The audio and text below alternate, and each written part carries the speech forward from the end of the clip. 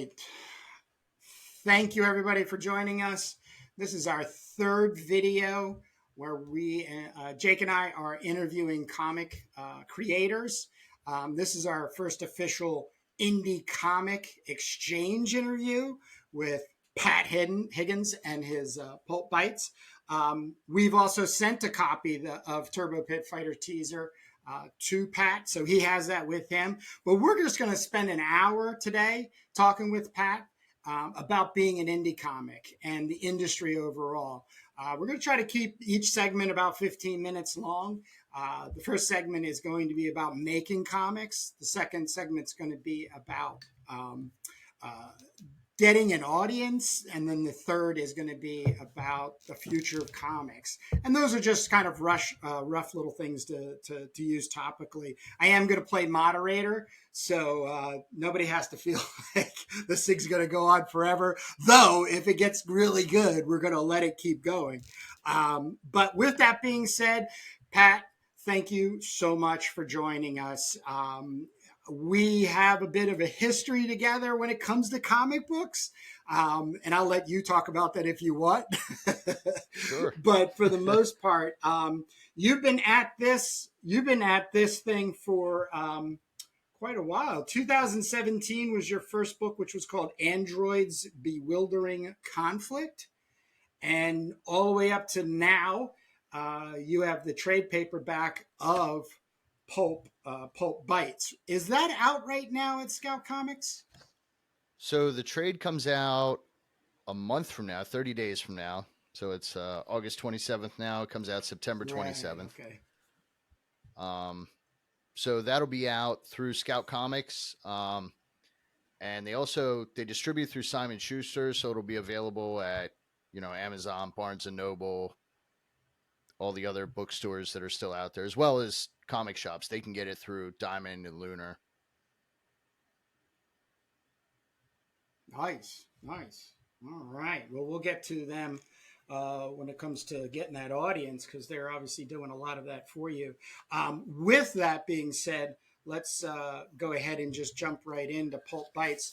I just want to say two things, and then I'll let Jake say his 2 cents. But I love these kinds of stories, so I'm just really excited to talk about your work, and basically the way you come up with the ideas and then structure them together. And then the other thing, on our Making Turbo comics, and even when we do the comics that influence, I am very brutal with coloring digitally comics. But I have to say, Pat, I love your coloring. So, oh, thanks. Let's just dive right into it. Jake, do you want to throw anything before we just start rolling around? Yeah, no, I definitely have some questions once we get into it. It's a great look. He's got a very distinctive look and distinctive style to it. So yeah, let's dive. Let's crack into it. Mm-hmm. So Pat, if you will, take us through literally doing the June bug story, because this story, I'll say it kind of caught me off guard, because the way you led us into it, it kind of feels like it's going to go one way, and then of course the ending is completely the other. So let's just start from there and then roll. Okay. So pretty much starts with, all right, so coming up with this one, it started with just a weird idea, and that would be someone using, I guess, should I give away the spoiler? I'll give away the spoiler. So it started out with not yet, but not yet. All right. So it started with the punchline to it, No. I mean, you go ahead. Go ahead. That's where my idea came up. Yeah, well, give us the genesis of the story. So I kind of thought about like what would happen if someone were using tapeworms as a diet supplement, and then where would I go with that? What kind of characters would do such a thing? And then that brought up like the whole like child pageant Honey Boo Boo type character, and that's pretty much how it started. And then from there, I wrote the story. Then I sent it to my editor. My editor didn't have any revisions on that one. um, except for little grammatical stuff here and there. But as far as the pacing and the story goes, he didn't have any issues with it. So then I, did rough thumbnails, laid it out, and inked it, colored it, lettered it, and that's how I did that one. Nice, nice. Now, the big question is like you do traditional through inks and then you bring scans in and then do the coloring. Um, Sometimes, and then sometimes I'll do all the inking digitally. Oh, okay. So it just depends. Um, Okay. I've I've done both long enough that I've kind of figured out how to do the same thing, how to get the same effect with inking both digitally and traditionally. So I kind of, depending on what I'm feeling like, I kind of go back and forth. Interesting. So, visually, the first thing that that jumps out for for people that know indie comics is that your the way that you shade you bring in like dark and light values is very reminiscent of Charles Burns. So I'm assuming he's an influence. Can you talk about Charles Burns and maybe if he's an influence and other influences that Um, affect the visual style? yeah, I mean he's definitely one of my favorites for sure. Um, so I like a lot of Charles Burns stuff. Dan Klaus, I love his stuff. Um, a lot of the EC comics, that whole collection that they have. Um, that was actually one of my first comic books was an EC Comics reprint. So I like a lot of that stuff, a lot of weird stuff. It's obvious. Yeah, the and it's funny because Charles Burns is it's got these really sharp, pointy kind of like feathering lines, that are inked. There's no real like you know tonal values. It's all like hard lines, and they're so pointy. I always tell my students, like make the line, zigzags, and then make them pointy because if you don't, then it looks sloppy. Like if they're curvy or at the end. Um, but you also have I'm noticing where you have the blonde hair. Um, Now to me that really seems like it's influenced by Liechtenstein. Was that an influence too? Because Roy Lichtenstein, the famous pop artist, has these like streaks of black and yellow, like they look like paint streaks, and he has this interplay between the black and yellow, and your some of these blonde hair figures really seem to remind me of that. Was that anywhere in there, or is that just a kind of like a coincidence? I would say coincidence, not definitely not really influenced by Liechtenstein too much. Um, I'm sure it's in there somewhere, you know, accidentally, but yeah, not purposefully. Yeah, I mean, it's not his. Liechtenstein is most known for his famous panels where he has like a female who has a word balloon or a thought balloon. She's like, oh, he left me, and he really like took the melodrama of that and he made that into a like pop iconography. Kind of on the heels of Warhol, but he also had this other thing that he did where he just took like very high contrast black and yellow, and he would have like a stroke from like a paintbrush, and that's what the hair of these blonde characters really reminds me of in there. If anybody knows those Liechtenstein works, but Okay, cool. what drives you for the decision in colors? Um, So the decision in colors is a lot of the times it'll kind of start out with one or two colors that I think work with the story. Um, to me, I mean it's just stuff in my head that matches with the story, and then I'll go into more like, all right, well, what colors go with those colors, and also try to keep it somewhat limited because using a million colors yes. sometimes just looks terrible. Oh God, And tell me about it. so like, if you look at these, like the oranges and the blues, those go together. They're complementary colors. The Right. purple, yeah, like the Yeah, oranges and and the it's also blues were kind of a. what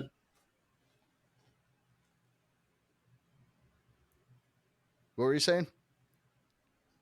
I was saying. Also, it's the fact that the artist is coloring his own work. Sometimes when you get a secondary colorist, they just have different taste, or they just have a different view of how it should go, and usually it ends up being too colorful. We I think, but you do have some nice choices in there, and you do carry a kind of like a mood across. And you mentioned like limiting the palette. I think people out there, you should try to limit your palettes too, because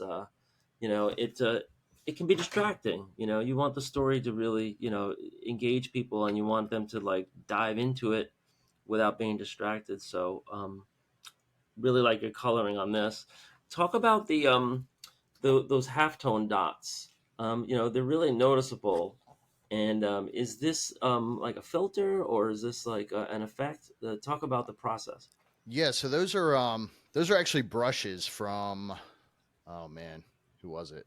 It's I think it was Retro Supply. There's a They make brushes for Photoshop, Clip Studio, Illustrator, Procreate. So pretty much any digital program that you're using to color, they make brushes for that. And what it is, it's like um, they make like CMYK brushes, right? And they give you like formulas for like different colors, and so you do 4 different layers with those brushes, and Oh the wow. halftones line up. They line up and everything, which is pretty cool. It's nice. Wow. So it's not like And what yeah, program is this? I believe it works in what I did it in was Clip Studio. But you can also Yeah. use it in Photoshop, Illustrator, Procreate. Um, yeah.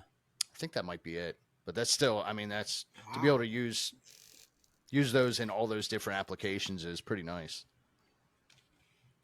Yeah, so you had, because your first story, I mean your second story, it's kind of like smooth skin tones, and the first story you could just see the dot in the mall, and Yeah, there's Yeah, I got also kind of like green. a line screen effect too in some of the backgrounds. So yeah, they give you really interesting controls, I guess, and it ends up kind of looking like the classic comic book look.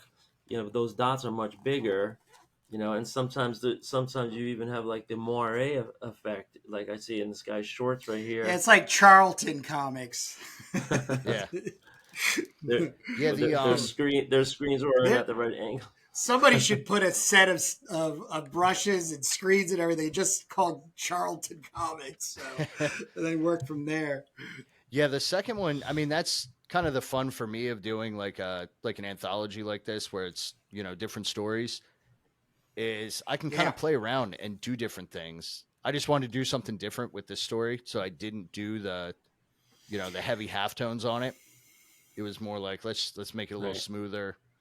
Um, so it's kind of cool to be able to experiment a little bit, but still because I'm doing all the drawing, all the inking, all the lettering, experimenting with the colors and stuff, or any bit of it really. It still looks like my stuff, but it's like I can make these little fun choices between the stories. Right. Yeah, your style is very distinctive. And so it's kind of like the little extras that you do to finish the coloring and the, I guess, filters that are chosen. um you know I wanted to ask you about your pacing, Mm-hmm. because um this whole book took me only about 15 minutes to get through, and that's reading every word balloon. I'm going to cop to, a lot of times in comics I don't read every word balloon and every caption. Sometimes you're just kind of like skimming through. um but your pacing is seems to be very deliberate, that you're you're not like quick cutting from scene to scene to scene. You're really, going blow by blow by blow as these scenes unfold. So talk about your approach with pacing.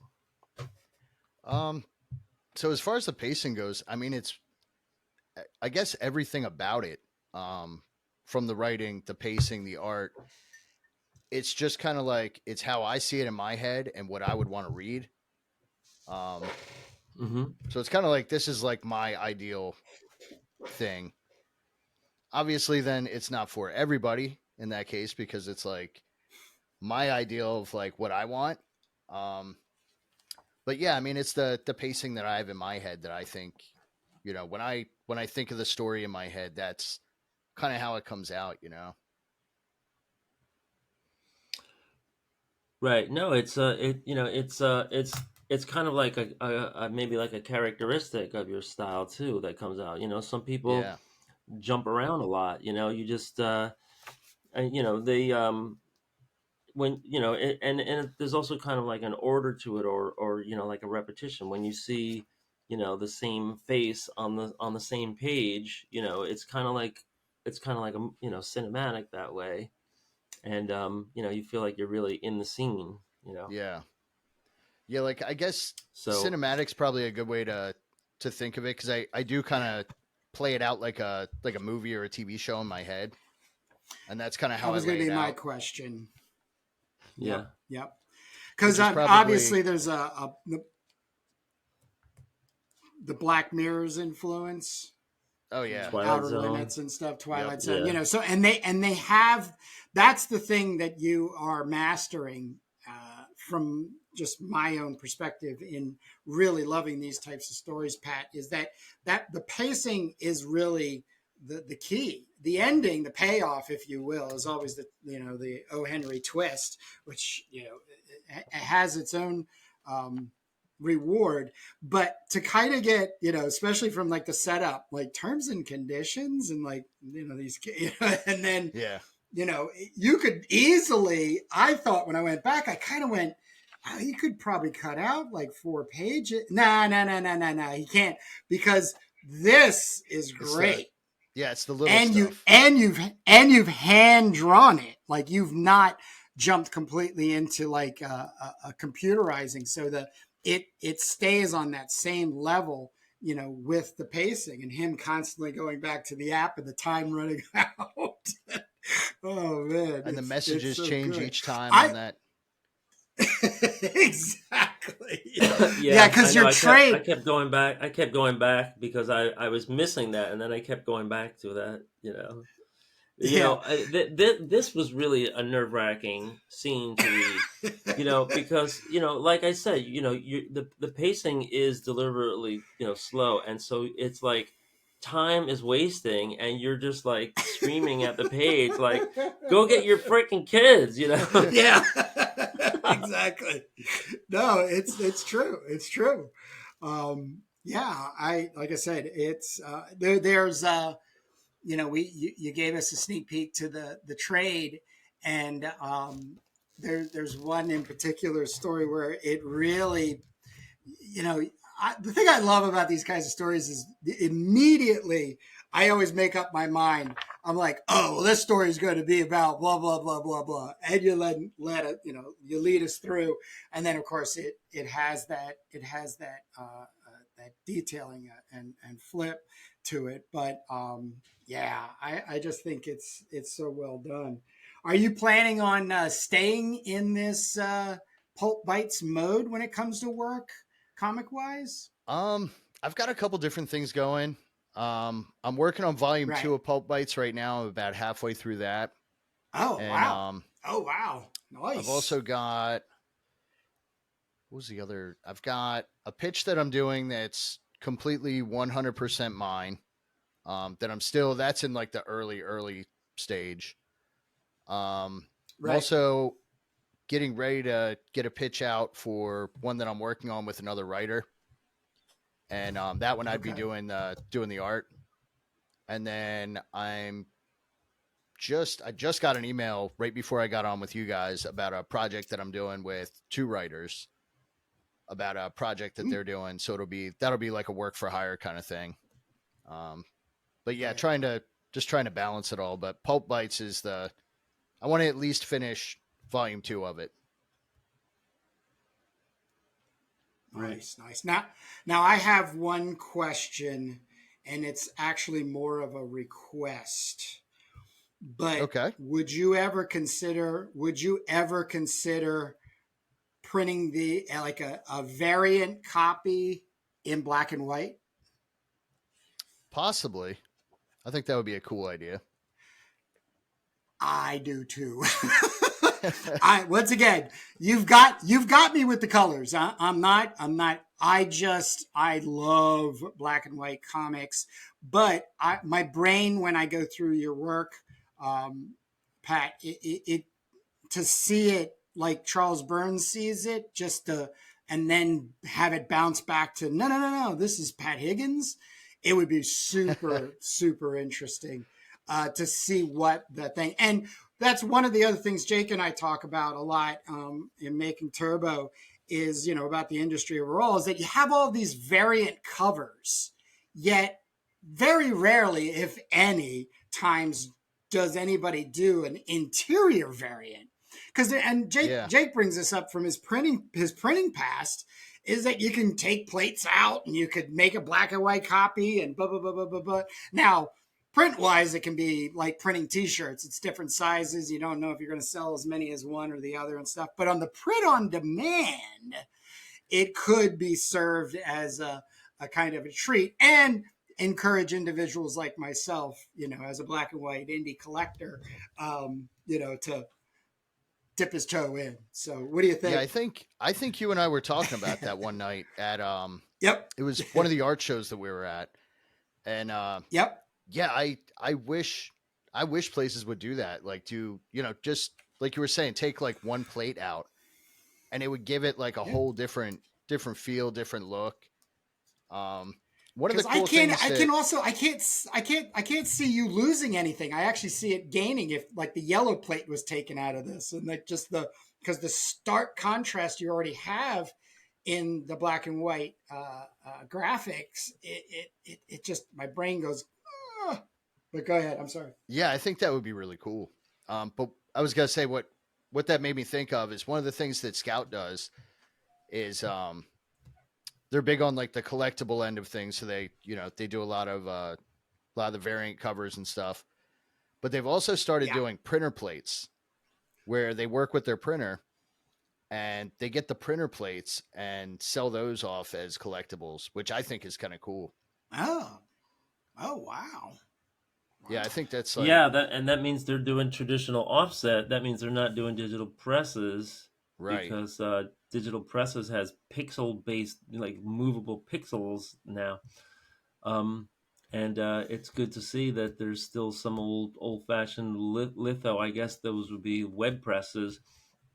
Well, I'm going to move us into the next segment, which is about building an audience. And can you share the situation you have with Scout and how they do, handle you and your, let's say, promotions or going from there?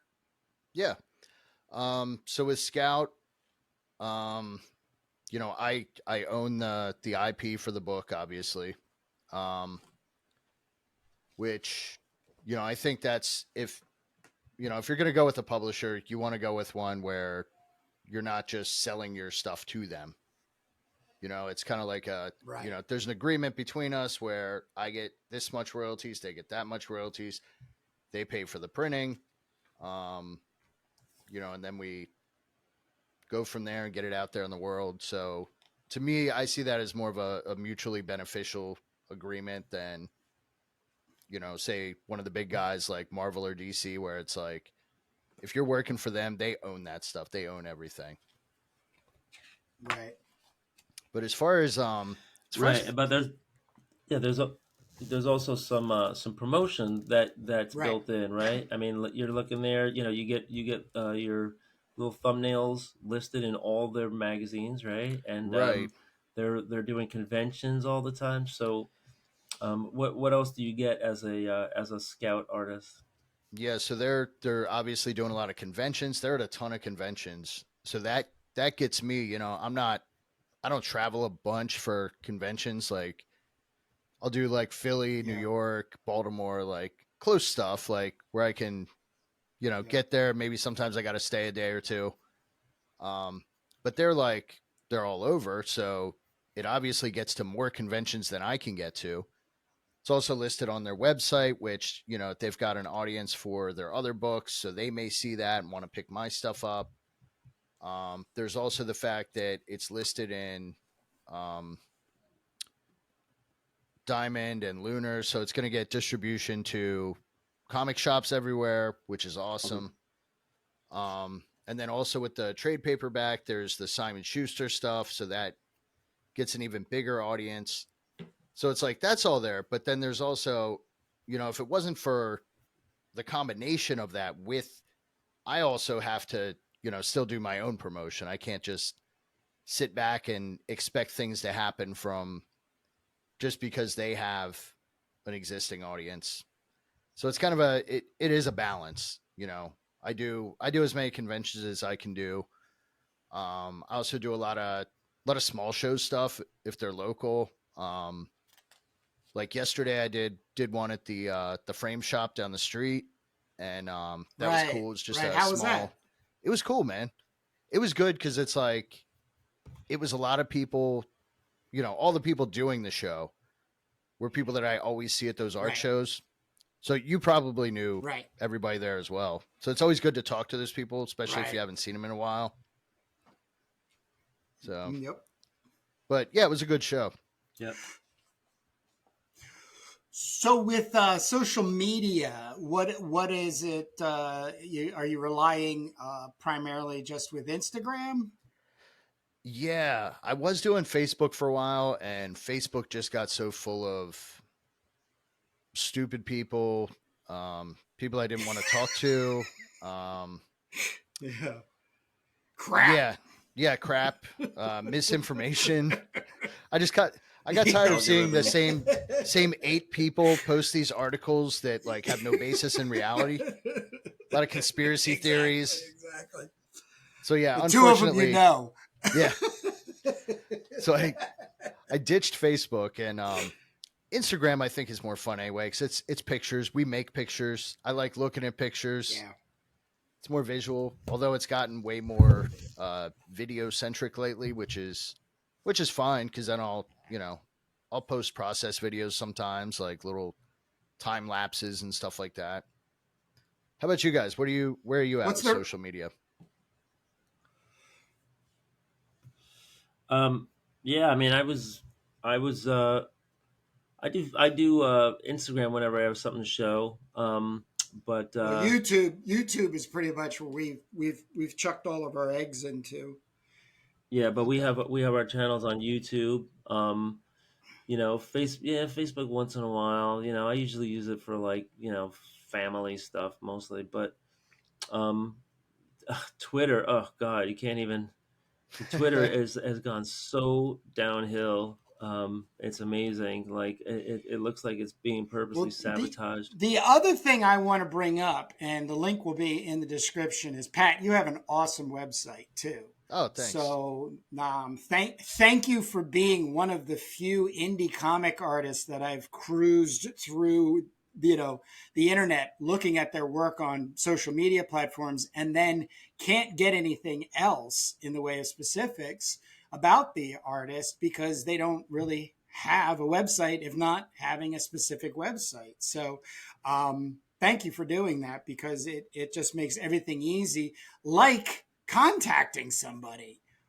Like with Yeah. our initiative here with the indie comic exchange, if I have to spend more than 5 minutes trying to find your email contact information, then I'm just really kind of fed up about it. So I move on to another person that we have on our list, but it's very disheartening. Now, one of the things that I've been doing for Jake and I with the Turbo Pit Fighter, I'm using my website right now, but is that bouncing between having long form and short form videos on YouTube, and then being able to use them in migration between the website and the YouTube. And I have a sneaky suspicion that that's going to become a thing, especially with artists or anybody in the entertainment, because the noise out there is just incredibly insane.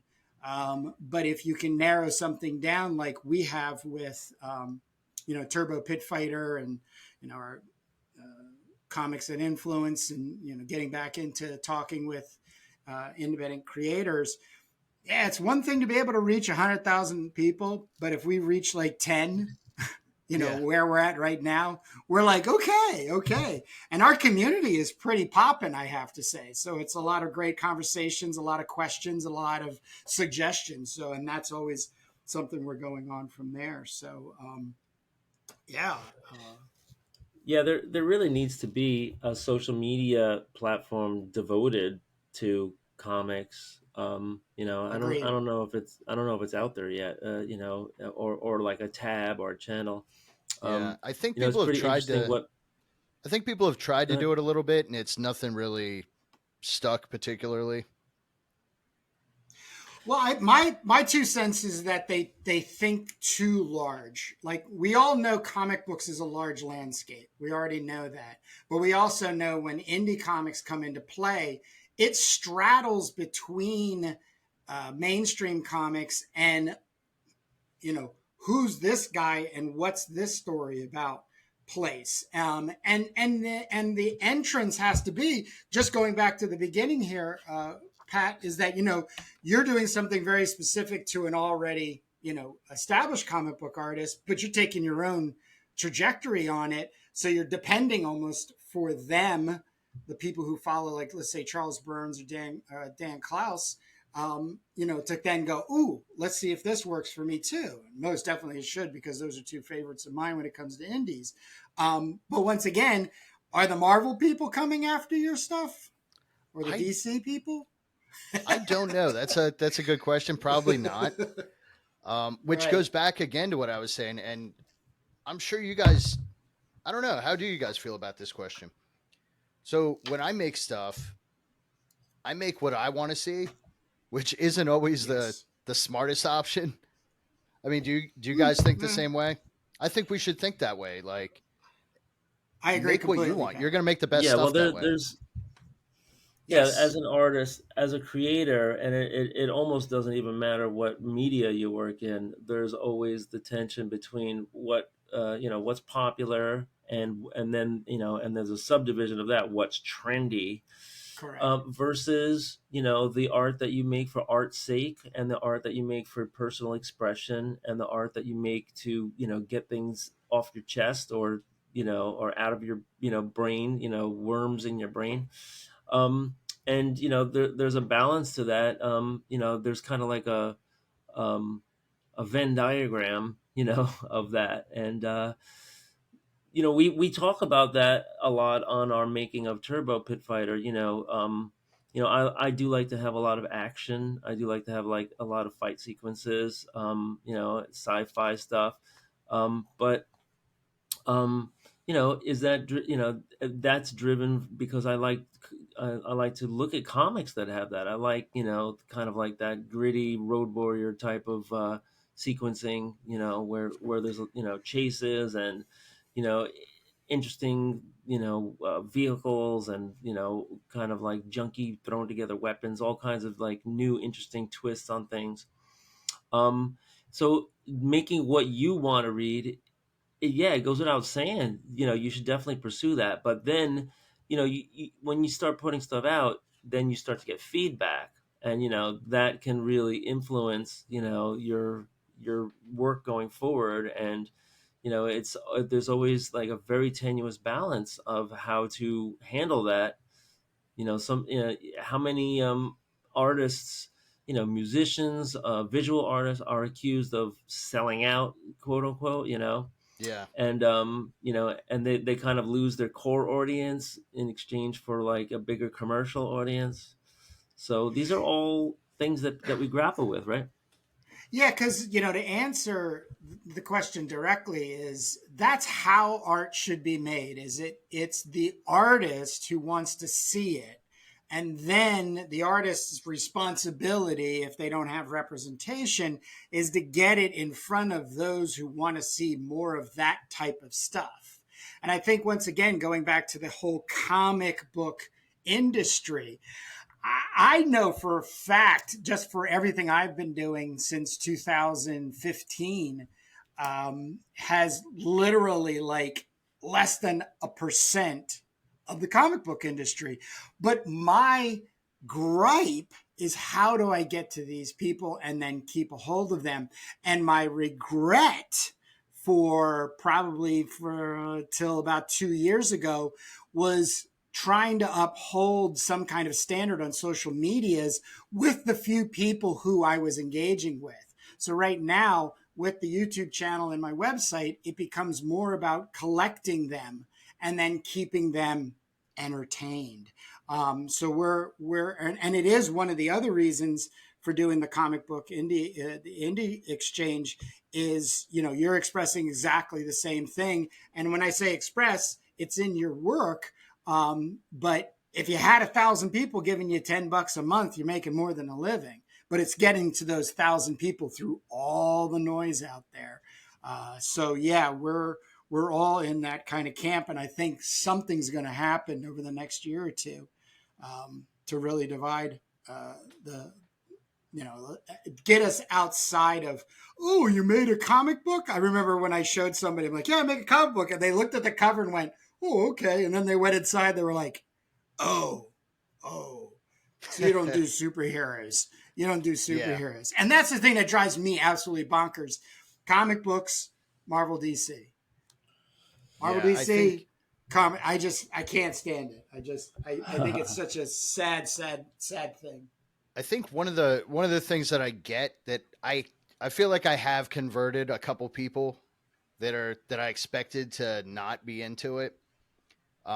Especially at conventions and stuff. Like I've had guys come up to the Yeah. table and say, or girls both, come up to the table and say, "Oh, what's this?" And I give them the whole spiel on it, how it's kind of a horror sci-fi anthology, um, and give them the whole thing. It's not really my thing, and they start flipping through it, and they're like, "Oh, this is cool. Oh, oh, this reminds me of like comics like when I was a kid." I was like, Yeah. "All right, cool." And then they end up buying a copy. So there's Nice. been a Yeah. couple that I convert that are like, they want that superhero stuff and they're not going to get it from me, but something about How it did grabs them. you've done SPX, right? Yeah, How's that treated you? SPX is awesome. Oh yeah. I've always done pretty well at it. My only complaint about it, and it's been everybody's complaint about it, that they have a lottery system to get into it.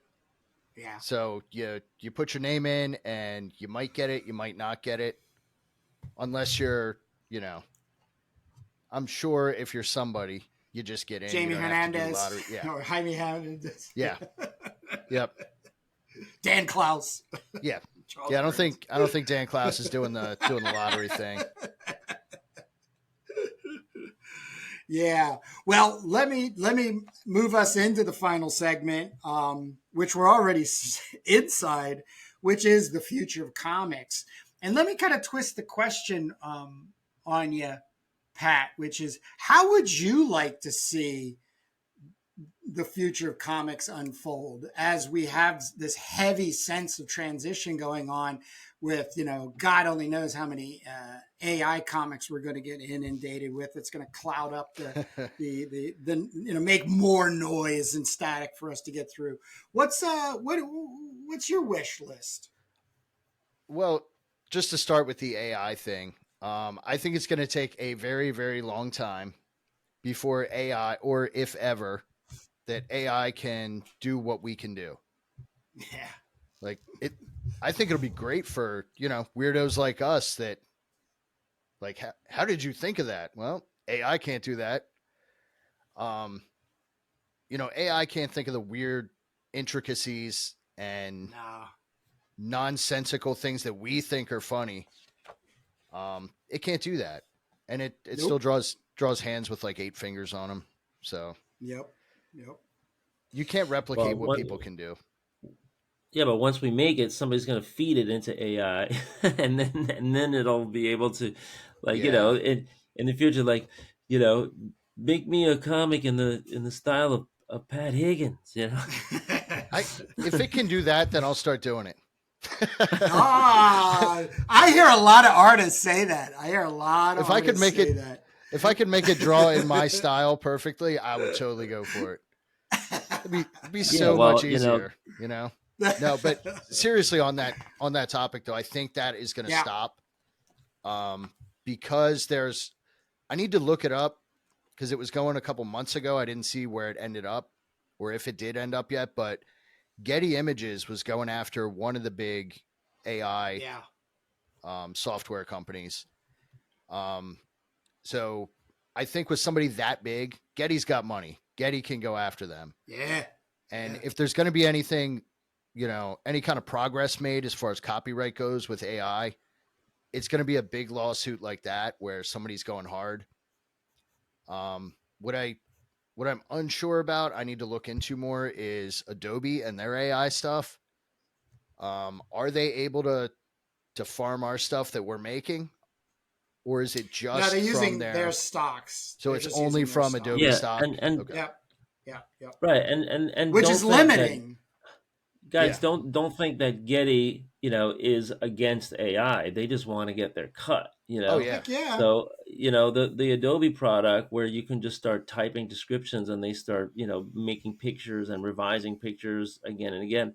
That is a paid kind of version, and it is going to have to, cut in the libraries that are providing the baseline images, and I just don't think that that they've worked out the particulars yet, but that's all probably happening because they want it to go forward. I mean, Getty would probably love nothing more than a new way to monetize their entire libraries because Yeah. they're kind of stale. They really only cater to certain businesses. They want to cater to everybody sitting at a desktop.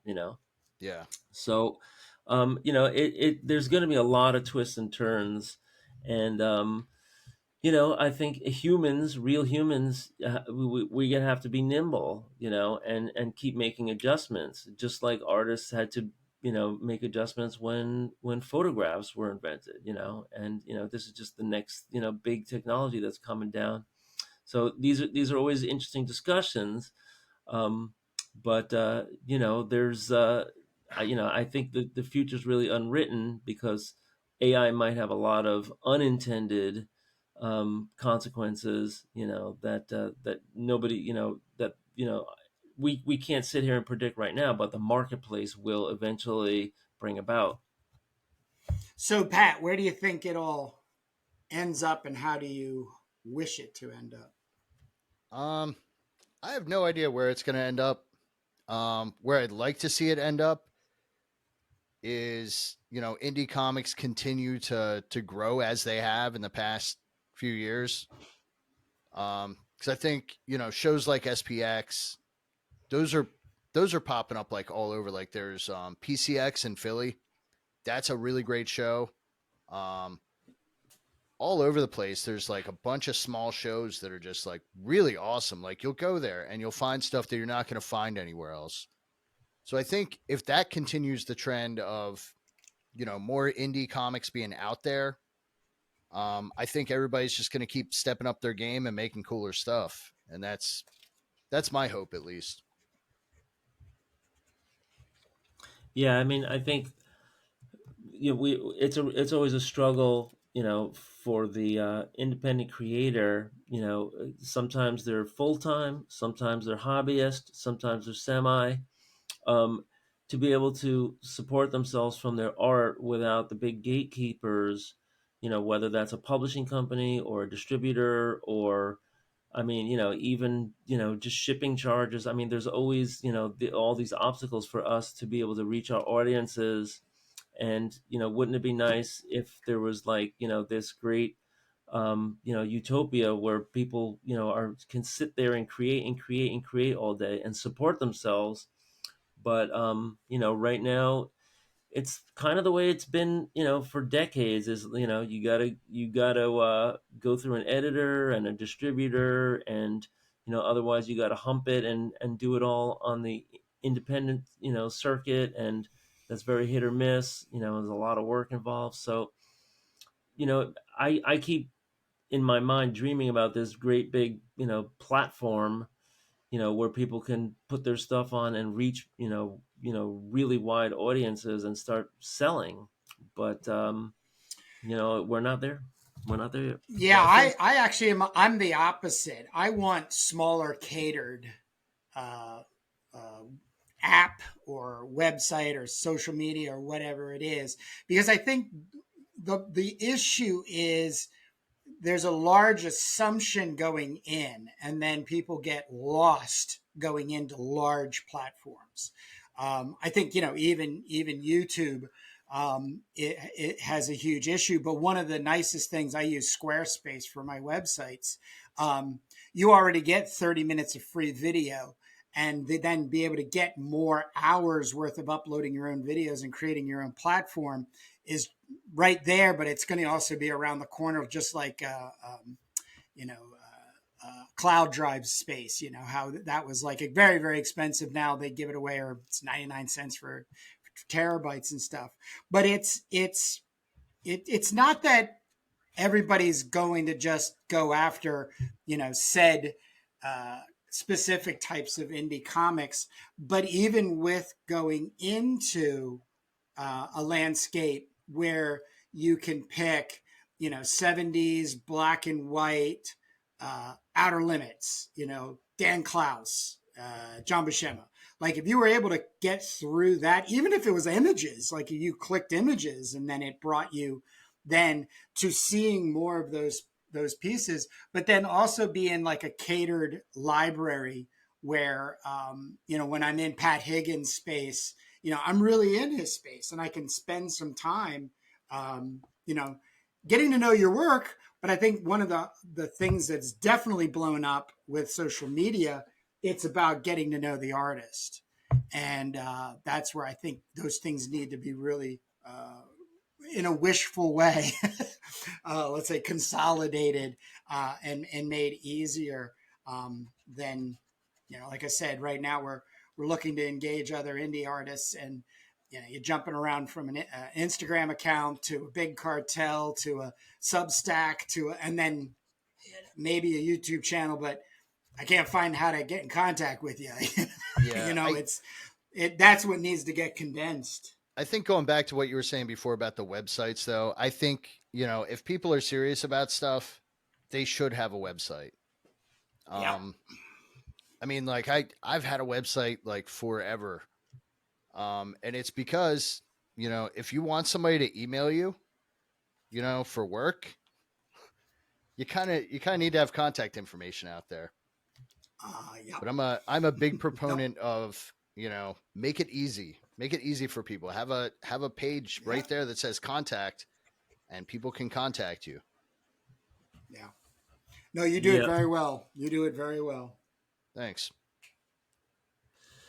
yeah. I was, we Kurt and I were out of touch for a long time, and one of the reasons that we got back in touch is because I was asking him, hey, what do you think about all these NFTs that are going on? And we had a talk about that. Obviously, the bottom fell out, and crypto is a landmine. I'm very averse for any of that stuff. But there were some interesting ideas floating around about you know exchanges, between creator and consumer. And I think if you take the crypto out of it and you just went to Blockchaining. traditional. Yeah, well, Yeah. you go to just traditional payments and traditional delivery, rather than the crypto thing, which is so risky. There is a great potential for digital downloads, print on demand, cultivating a following, using tools, that might have been developed for that, but got to take you got to take the risk out of it, and the scams, because all that stuff is just exploding now. People going to jail. It's a mess. Yeah, there's So, a couple things with oh, go Go the ahead. ahead. the NFT stuff that I think is really awesome. And that is like one, that it can be like a certificate of authenticity but digital. That's Yeah, cool. yeah, Right. Um yeah, Yeah, the blockchain yeah. and the redundant servers, like giving you the peace of mind that you're buying directly from who's claimed. Yeah. And Um, the perpetual yeah, that's fine. royalties is kind of cool too. I mean, yeah. like, if I sell a piece to you, then I get my money. But then if you sell that piece down the line for twice as much, I get a cut of that as the artist. Like I always thought that Yep. was a really cool, It feature. has Right, to happen. but those Yeah. are systems that have been in place for a long time in music and in movies. True. The royalty system, with ASCAP and BMI, and it's just like, art hasn't caught up to that yet. There hasn't been some, like the real, I guess, platform for artists, registering, for continuing royalties for the use of their work. And there's been a lot of rip-offs, obviously, and then the question of copyright, how long does it last? Disney and Warner Brothers are all in court every minute, like, they're afraid, what is it, like 5 years and Superman's going to go public domain. Yeah. There's a lot of crazy things happening. So, to wrap this up, Pat, I want to give you the opportunity to ask any questions about what Jake and I are doing. More specifically, when you obviously receive the Turbo teaser, because we want to keep this to be a two way conversation. So, you have anything for us about the Turbo Pit Fighter? And Yeah, okay. So how do you guys work together? Um so Jake, you did I know it's a tough question, but so Jake, you do no, the no, story, no, it's good. so you do the writing and the pencils, and then Kurt, you do the inks. How does that work? Do you guys go back and forth? Do you Jake, do you just send this stuff to Kurt and say this is where we're at? You know? Well, Kurt is the inker, so he can't do anything until I send him completed pencils. Right. But when I'm working on the pencils, and this is what people can see if they look at, the episodes of our Making of Turbo Pit Fighter podcast. We are talking it out, and I'm thinking down the road. Like today's episode, I was working on page 16 of issue 2, and we're kind of like painting over, oh, what should this dialogue balloon say here, and oh, how are we going to get ourselves out of this corner, where the characters are, they're going to the city and we didn't explain how they got there. There's all these things that come up, and it's great to have Kurt there as a second person to sound things out and get another perspective. But usually, I will usually I'll have like notebooks of rough layouts, and it's like mad scrawlings, and then as I pencil, we really committing the ideas to the page. And it's great to have Kurt there, just to be another sympathetic ear. And I think a lot more people should work this way. And if you're doing it, why not podcast it? Why not record it? If it's of interest to viewers, it could be just as interesting as the comic itself. Well, So Yeah, what are definitely. the other secrets though? There's a secret to our sauce. Jake and I worked from 95 to 2001 together. I was always down here in Wilmington. He was always up in New York. So I was always making my way up to New York.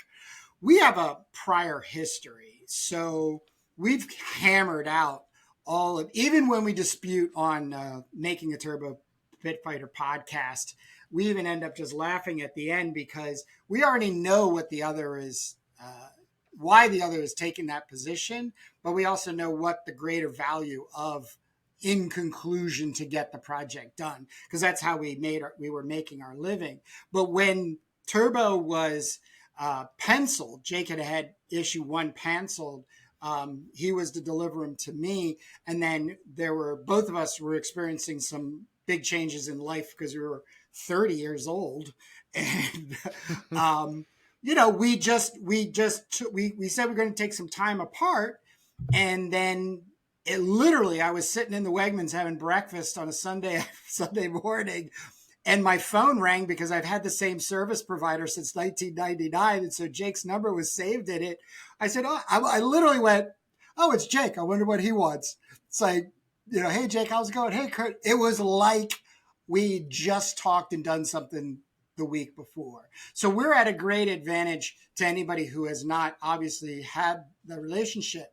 But to piggyback what Jake is saying, we're also kind of confused why we're the nuts right now doing it, because we only have Sundays right now to work together on Turbo, and we get so much done. Because when you have the email connection and you got to mail this thing and you got, there always seems to be a greater amount of time that's then expended around just getting to certain things. So we've learned over a year now of doing this to stack everything up. And for an hour, we just, banter back and forth with each other about, oh, should we do this? No, we shouldn't have done that. Well, no, and then keep the momentum. And, the other reason for doing the podcast is to have a documented record of this making of, because both Jake and I are, expecting to retire, if you will, maybe 6 or 7 years from now. And man, what's it going to be like when we're 2 or 3 issues into Turbo and 7 years worth of a podcast, we're thinking way ahead, and we're hoping to really get more people involved in it. And it's tough. I know, because I've tried it twice before, where I've started some little YouTube channel where it's just me talking and pointing to my art and drawing and stuff. And nobody wants to listen to me. But let me tell you, you spend a little bit of time with Jake and I, and it can make you chuckle, because sometimes we say outrageous things which are not true. So we need to be fact checked. So that's awesome. So would you consider working? Would you consider working with somebody in the same kind of situation? That's a good question. I talked to my buddy Scott about that not too long ago. We were, cool. Having a question about, not about working together, but about how we both really enjoy doing every little bit of everything. That's why I was curious as to how you guys work together. And I enjoy, I'm not saying I would never work with anybody, but I enjoy that, doing every little bit of every step. I like the torture of it. We both do, but too. Also, We both I completely understand how you guys work together and the benefits of it, of the back and forth, and also, you can push each other to get, I think it could be a beneficial thing for sure. Yeah, I mean, it depends what your situation is. Some people are full time, and so they're doing comics 5 days a week. Some people are just doing it on the weekends or when they can in the evenings, and it can be a very lonely thing to sit at your drawing table, for hours and hours and hours. So it's one thing to maybe have somebody on the phone, and you're just chatting with, and you're like, oh, I'm drawing right now, so am I, and you can just kind of chit chat about, oh yeah, Marvel, DC, whatever you're talking about. I saw the latest movie. Or you can kind of like make a show of it, and that's what we do, for an hour a week. We might have like another half an hour that we do off the air, but it's a big weekly catch up, and and there's different personalities. Like Kurt is very anti Marvel and DC, and He's a lot more of a Artsy, fartsy Japanophile. what? Yeah, he likes what he likes. We really go back to, like, our childhood indoctrination of whatever, media we consumed at the time. And I keep torturing him about, oh, I saw the latest MCU movie, do you want to hear about it? He's like, no. um but that's part of the conversation, because these things are popular out there, and we're trying to put into our comic, things that we think are missing, things that we'd love to see, and more of, um, and with that, we also want to expand. Kurt spoke about, retiring. I think I'm only like 5 years away now, but when that happens, I would love to run a comic publishing company, and hopefully we'll have, some serious pages of Turbo done by then. I'm sure we'll have our first issue out, if not, one or two or three, and then, expand the line. There's another idea that we're working on, and trying to bring some artists on board, and develop, a couple of other series too. So, but we're really just keeping our schedule now, because that's what's realistic, and we're trying to grow the network of collaborators so that we can, kind of share audience, and find out what other people are doing, and find out how they manage, find Yeah, out, where they're at and where they're going. Yeah, I think that's awesome. And I think, I like what you guys are doing. Like, it's really cool. I'm thank flipping you. through it again. Sorry. Not a word. No worries at all. No Distracted worries at looking all. at it. That's yeah. Well, we Yeah, I put mean, the it teaser started. together for that purpose. Was we're very staunch about having physical comics. The whole Yeah. digital thing, yes, we understand and get it. But if I could put something just like this in someone's hands, we know we've made a deeper connection. Oh And yeah. then from that then from that deeper, knowing that now it's on. Now we want to keep that connection and we want to build on it. So we're at a very exciting spot, which also brought us to the conclusion of like sharing it with guys like you. So, thank you Yeah, it's for really cool. jumping It's on with us today.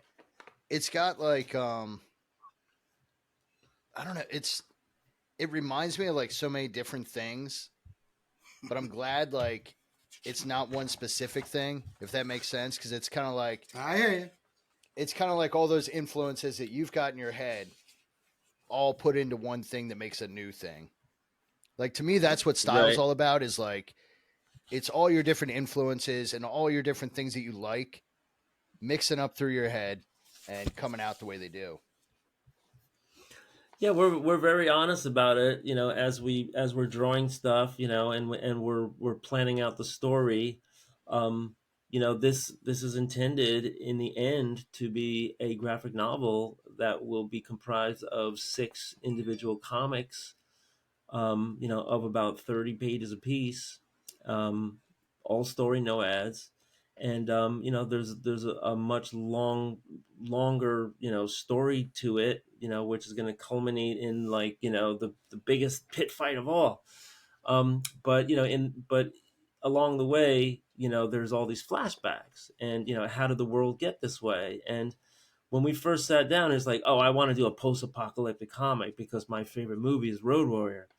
And it's like, okay, well, that's easy enough to do. But then, Kurt is saying, well, how did the world get like that? And I'm like, so so we It's so that back and we forth we de- again. Yep. Yep. yeah, and we developed the backstory to it, but it's always being fleshed out, because in a world, there's a lot of different things going on. So we have the story of how the government fell, and how the society got depopulated, and how everything got wrecked, and why things are so unhealthy. There's all this radioactivity floating around. And Kurt's like, what's the technology like? Because it's advanced technology, but but society has also gone backwards. And so, when he kind of reminds me, like, oh, some of this is not explained very clearly, it makes me, kind of sharpen my pencil, and then I come back the following week. I'm like, okay, I got an answer for you. I figured it out. Yeah, to me, that's And what so, good collaboration's about. Is that's what I mean by like pushing each other, and at the same time working together to get it done and make it better. There's a higher ground to reach. We have Yeah. a higher goal that's not taking that personally. And if Yeah. it does, you have a week to get over it.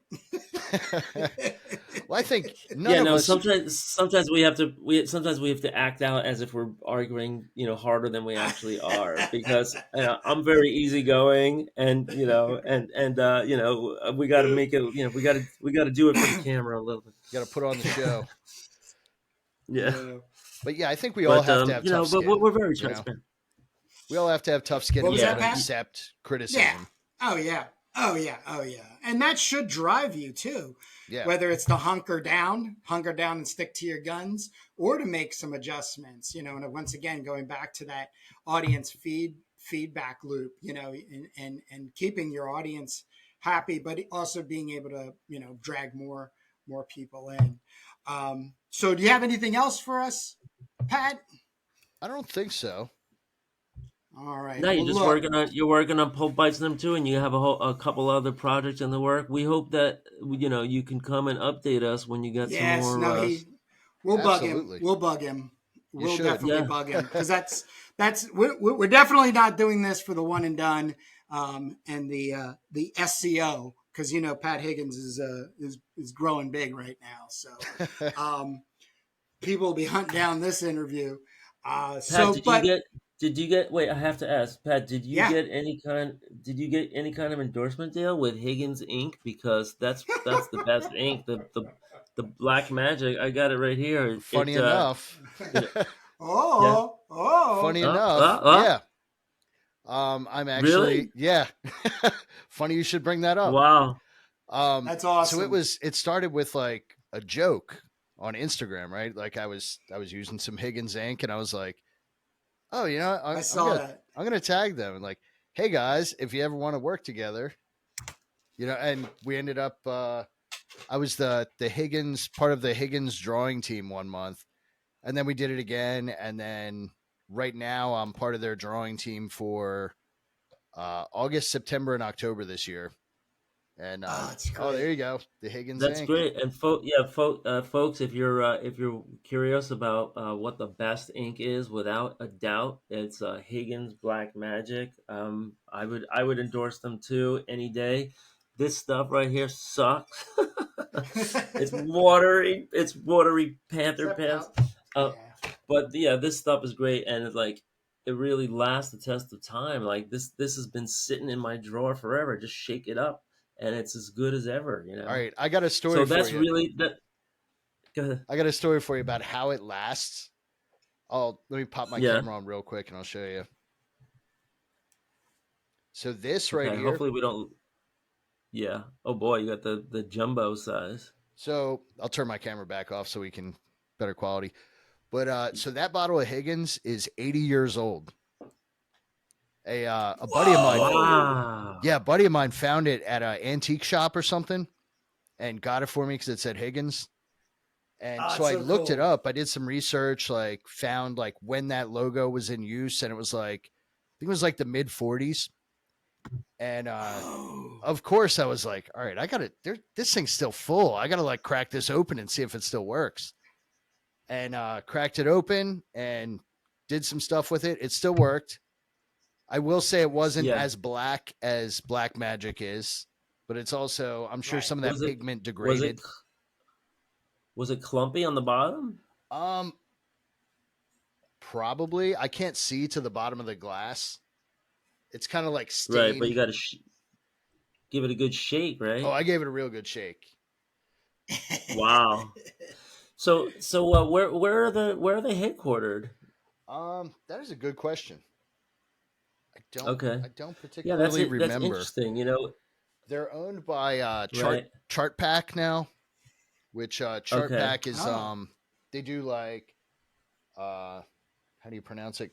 Koh-i-Noor. Didn't they? I Yeah, think they didn't. yeah. Didn't they used to do the films and the press on letters and stuff? I think so. Yeah, Yeah, I mean, they're a name that's in the art supply store for sure. and they've And I got know there's a lot of consolidation. yeah. What's the other one they've got? Molotov, the pens. They've got those. Um, but yeah, Chart Pack owns like a bunch of different brands of stuff, but Higgins is one of them. Right. They make that good That's ink. so funny. That's Yeah, I awesome. know. Yeah, That's awesome. definitely. All They're the right, best. gentlemen. I want to let you Yeah. guys So get thanks back for to your that. Sunday. All right. Yeah, Pat, thank you so much for your time. And yes, Oh, we're going to anytime. be reaching out to you, staying in touch. This is so exciting. And we'll see you next time. All right. Thanks for Yeah. having me. Hey, you're welcome. Yeah. And we'll see you. Take All care. right. See you guys. All right. Thanks.